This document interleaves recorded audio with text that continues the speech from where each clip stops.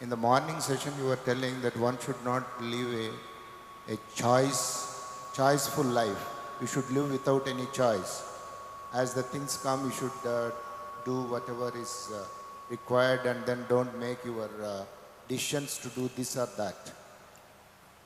If that is correct, so kindly elaborate it, whether it relates to the personal life or to the livelihood life. So when we talked about not making choices, we were actually more talking about the entanglement of making choices. Now, the choices, we're talking about life choices. You go to work, you have to make some decisions, it's not a choice. It's just doing what's needed there, isn't it? That is okay, but should I expand my business or not is a choice. It is not a choice. If you look at it as an activity that is needed in the world, not as an activity that you are doing for your fanciful satisfaction or whatever. You're doing something that's needed. If what is needed is being done, expanding according to the need of the situation around you is natural.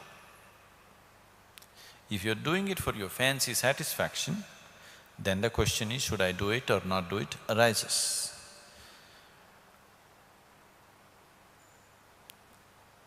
I'm being accused of this, you're just taking up too many things and you're just killing people here. Endless activity you're taking and you're just literally putting people to death. I'm not taking up. So many things to be done which are not yet done. So, whatever is our capacity, that plus another 10–20% I take extra, because I know we can stretch that extra 20%.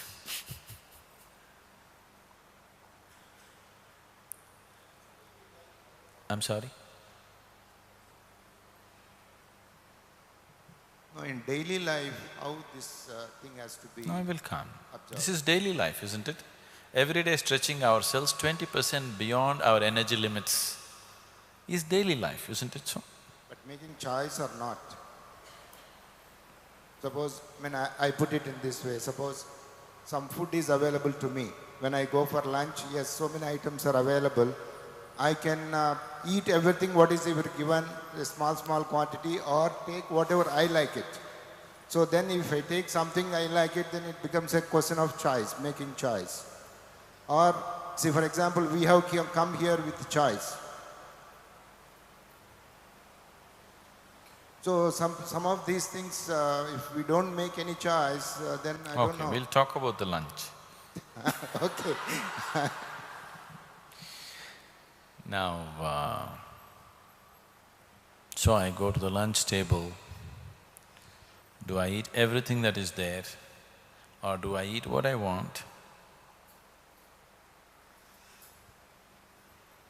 Maybe what you want to eat, not you, Subbarao, but maybe many people what they want to eat is just the chocolate.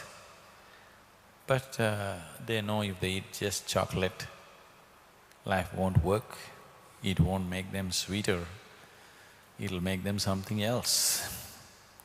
So they choose to eat according to their understanding of taste, health, well-being, according to their understanding. Whatever is their understanding of taste and health, and they choose something. So food you're choosing, but for what? The choice is, you want to enjoy it, yes? The important thing is you want to enjoy it and you want to be well, yes? Isn't it so?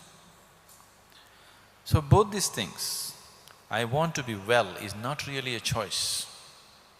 The body is longing to be well, the mind is longing to be well. I want to be joyful is not a choice, the very being is longing to be joyful. Is this your choice? Is this your choice? I want to be happy, I want to be healthy. Is it your choice, or every cell in the body is screaming that it wants to be healthy? Every cell is asking for it, isn't it? It is not your choice. So today you went there, they had made vada, you ate only vada. Tomorrow your body tells you, maybe it won't wait till tomorrow. By today evening your body tells you, you made a bad choice, man. It's not going in line with my choice. Your body will tell you this. Then tomorrow you eat 2 vadas and something else. If your body still tells you, if you're from America, your body will tell you, even 2 vadas is not my choice. Then you will just smell the vada and eat the salad.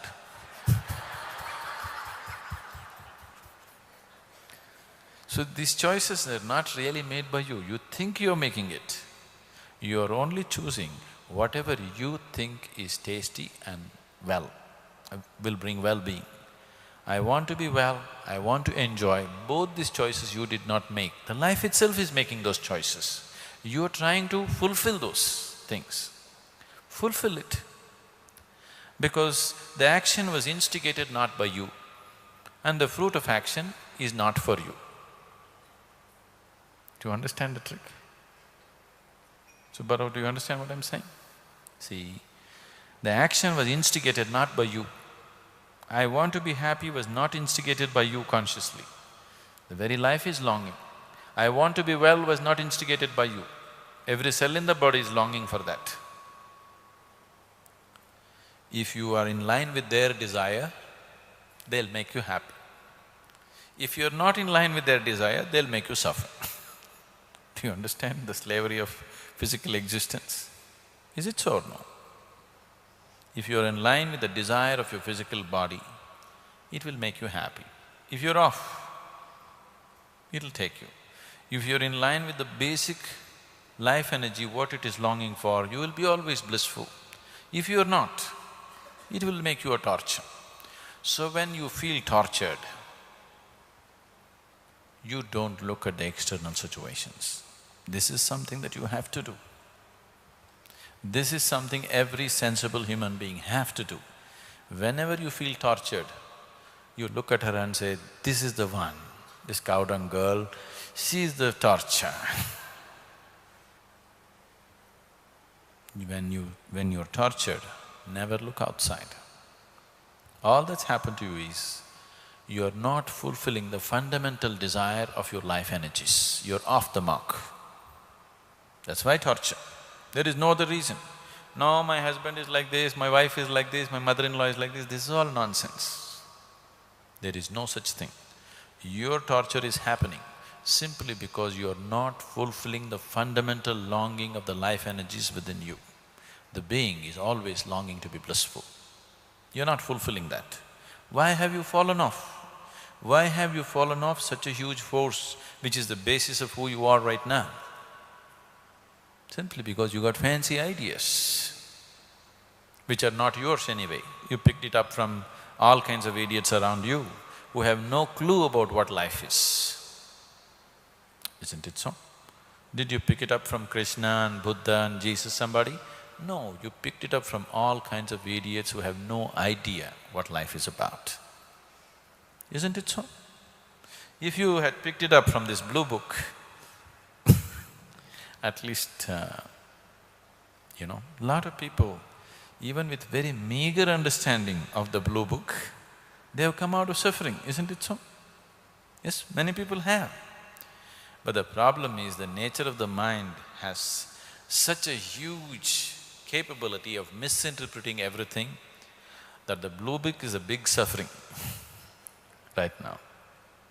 That itself is a big suffering because thousands of years of misinterpretation. From the Sanskrit verse that's written in that book and the English, you don't know what's happened. Yes? From print to print, print to print when it goes, you don't know what's happened because I know what's happening to my books. Enormous care is taken, but still, one day, one sentence, if you don't look at it, something else will happen to it. But Sharu, you know. So, about not making a choice is not a choice. Do you understand? You making a choice or not making a choice is not your choice. Anyway, you have no choice. I want you to understand this. Either you serve life or you be tortured. This is the only choice you have. Either you serve life in its deepest core and be blissful, or you be off track and you suffer. This is all the choice you have. You have no other choice. Don't think that now you're choosing, okay, I will become choiceless. There is no such thing, that's a joke. Anyway, there is no choice. If you are in tune, if you are in line with the deepest core of life within you, everything will be fine. If you are not, anyway you will suffer. It doesn't matter where you're placed. Aren't you seeing people suffering in any kind of position? Yes? Aren't you seeing every day? You place them anywhere. You place them at the peak, you place them at the bottom. People are capable of suffering on all levels, isn't it? Is there any particular strata of society which is not suffering? Is it so? Is there any particular strata of society which is not suffering? Everybody is suffering. Only individuals may be free from it. No particular position in the world has eliminated suffering, isn't it? Yes? No particular situation, political, economic, family, whatever kind of situations have not eliminated suffering. A few individuals have eliminated suffering within themselves because they are serving life. They are not serving the body, they are not serving the world, they are not serving society or their whims and fancies.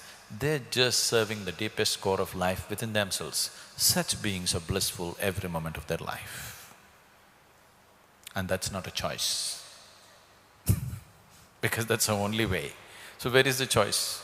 There is really no choice.